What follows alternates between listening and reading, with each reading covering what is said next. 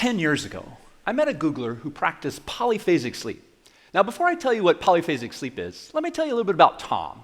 He looked like a normal Google engineer. He was a little shorter than me, had a little bit more hair. I'm not sure if he brushed it that morning, but that's okay, because he had a pleasant smile on his face, and he was willing to talk to me about my favorite subject, sleep. Now, what I knew about Tom before I met him was that he had an unusual sleep schedule, and it started in college. Okay, fine. I tried dream journaling, incubating dreams, even controlling my dreams through lucid dreaming, but I didn't know anything about unusual sleep schedules. I was intrigued. But when Tom started talking, I was floored. Like many Google engineers, he had his PhD in computer science, AI, 2003, a little bit ahead of his time, you could say. But unlike anybody I had met before or since, he didn't just have one degree, but nearly 10 degrees, including masters in biomedical engineering, electrical engineering, and physics. And he did all this by sleeping a lot more than the rest of us. Wait a minute, JB, did you get that turned around? Okay, fine. He slept a lot more often, but with less total sleep time. You see, when you're monophasic, you sleep in one large block. You may get up to go to the bathroom, but you go back to sleep, or at least you try to. Tom, he would sleep 4 to 6 times per 24 hours, no more than 30 minutes. Now, it turns out he wasn't the first to sleep like that. Buckminster Fuller, inventor, architect of the geodesic dome, created what he called the diamaxion.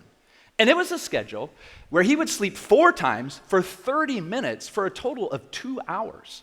And he did that for 2 years. Time magazine covered that in 1943, both Buckminster Fuller and his unusual sleep schedule.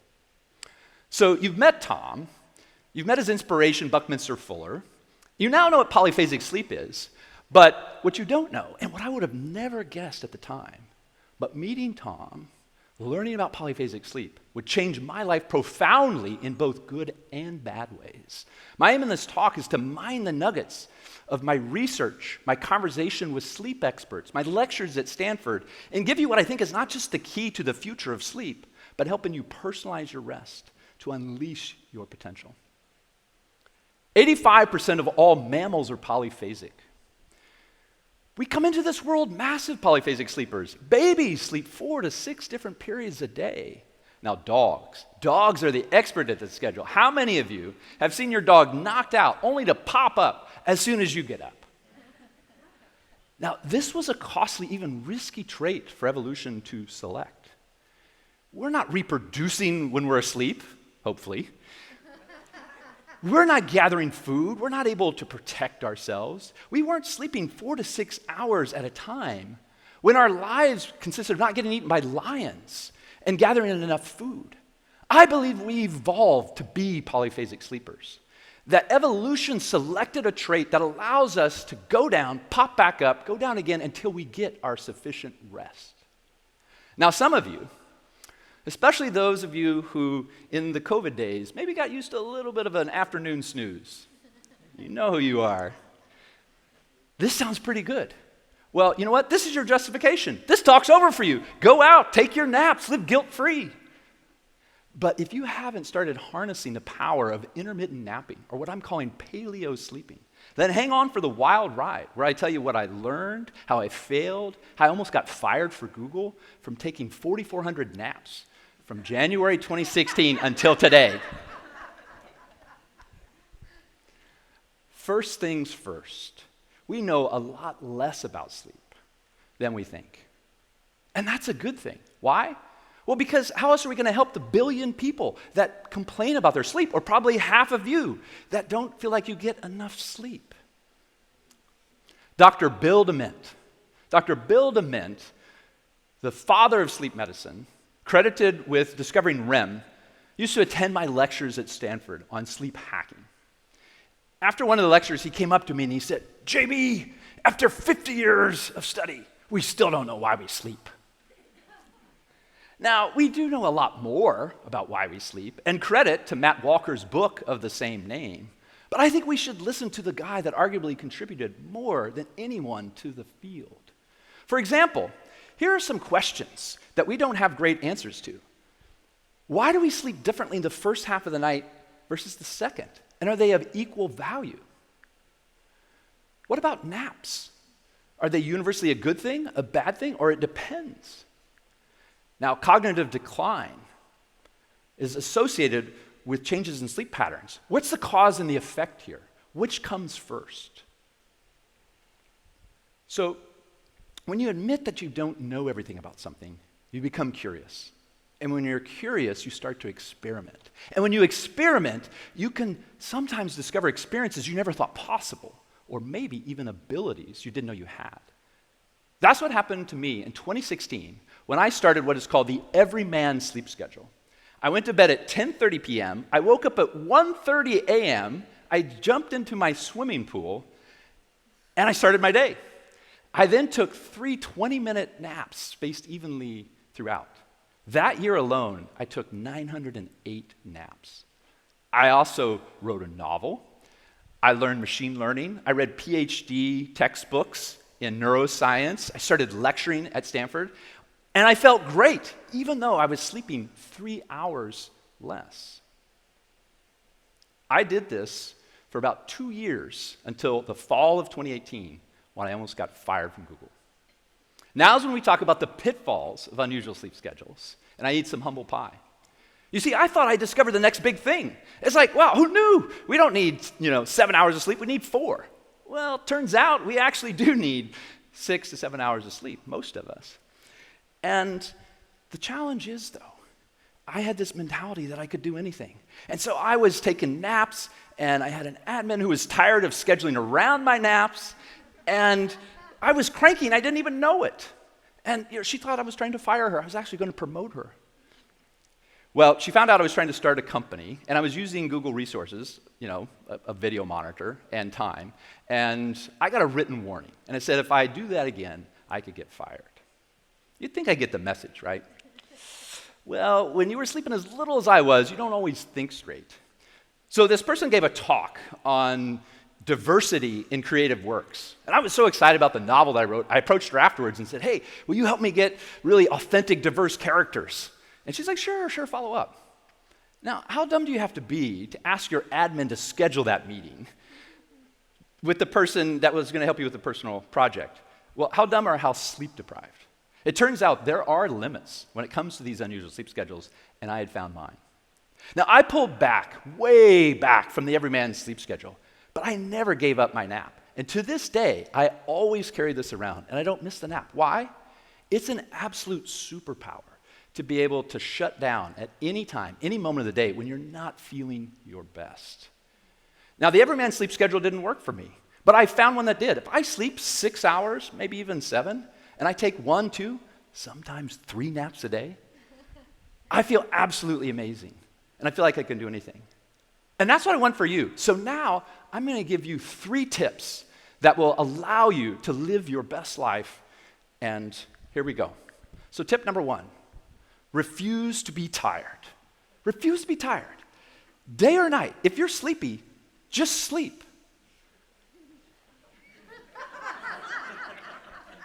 Now, you're thinking, but I can't always fall asleep. All right, fine.